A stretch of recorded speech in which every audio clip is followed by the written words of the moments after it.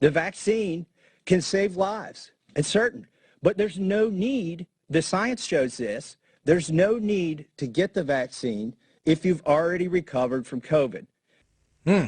Republican Kentucky Congressman Thomas Massie right there simply stating the facts at a press briefing a few days ago, where him and 10 other members of Congress introduced the Fire Fauci Act, pushing to reduce Dr. Fauci's salary and proceed with a formal investigation into Fauci. Shortly after that speech, an activist reporter asked Congressman Massie if he'd been vaccinated, and I love this response. That's one of the main reasons I wanted him on. Watch this.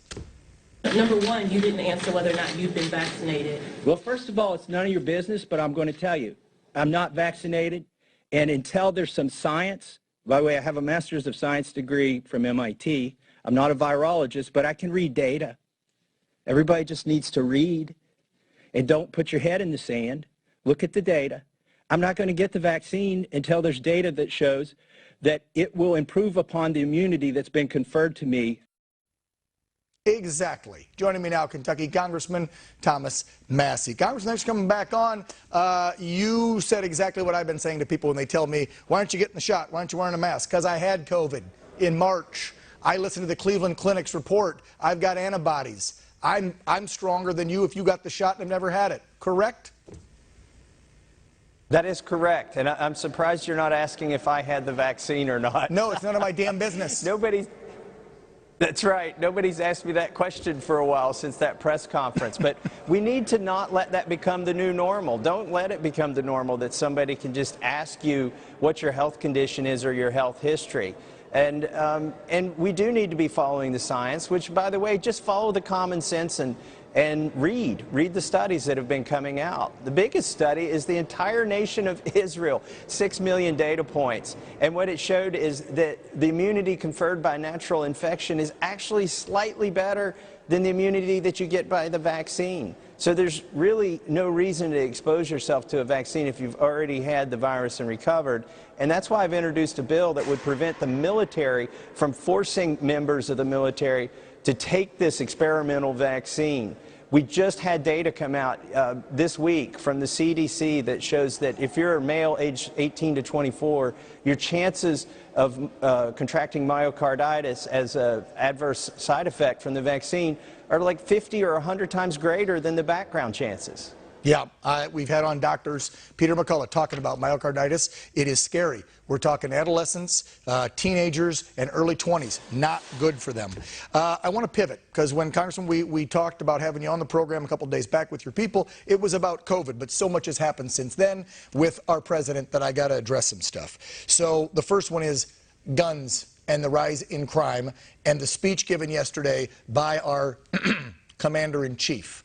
Your thoughts on his attack on the Second Amendment and blaming everything on guns instead of poor leadership in these Democrat-run cities, a lack of God in this country and respect for law and order and authority maybe, and the Republican Party and the mainstream media pretty much just condoning bad action for the last year. Oh, maybe that's the reason there's more crime and violence, not the guns. Yeah, letting the bad guys out and not locking them up. And then, you know, during COVID, there was a lot of non-enforcement. The police departments announced they weren't going to enforce in certain counties and states. And then you've got more criminals coming across the border, no attempt to stop them there. Biden keeps hitting the snooze button on the border crisis. But the most remarkable thing about his speech was that he mentioned, and by the way, no leader of any country should ever utter, stutter, or mutter these words, but he mentioned the possibility of nuclear conflagration with the citizens of the United States, between the government of the United States. We got F-15s and nukes. The leader of North... Who says that? Yeah, with the nukes.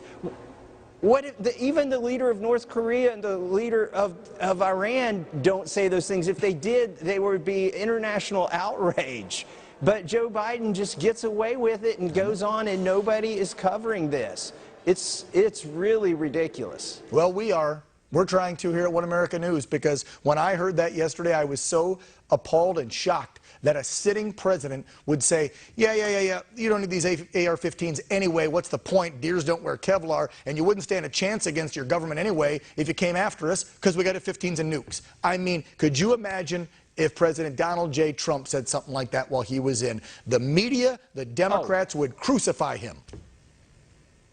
They would have impeached him a third time if he had ever said anything like that. That's right. There'd be a third And impeachment. by the way, Joe, they're calling AR-15s weapons of war, and then they're saying, well, it wouldn't be any good in an insurrection, and then they're saying a real insurrection would involve nukes, yet there was nobody armed at the protests on January 6th, that, there were no firearms confiscated in that protest inside the Capitol, yet they're calling that an insurrection. So this is really dangerous. So the president's talking about nuclear weapons during an insurrection, and they're calling January 6th an insurrection. I know, crazy. We're almost out of time, Congressman, but I'm so glad you must be reading my mind. Speaking of January 6th, Nancy Pelosi didn't get her 9/11 style commission, so she's now appointing a separate select committee of Democrats to investigate January 6th. Your worry about what she's doing? Oh, well, you know what? This will just consume all their time. I hope they waste their time on that instead of actually pursuing gun control or changing our election laws or making new states so that they can get senators. If they want to waste their time on Donald Trump's third impeachment, let them have at it. We'll take up for him in the Judiciary Committee that I serve on, and they'll impeach everybody down to intern retroactively from that administration. Kentucky Congressman Thomas Massie, it's always a pleasure having you on the program. I know you got to get back to work. Thank you, sir. Thank you so much. Yep.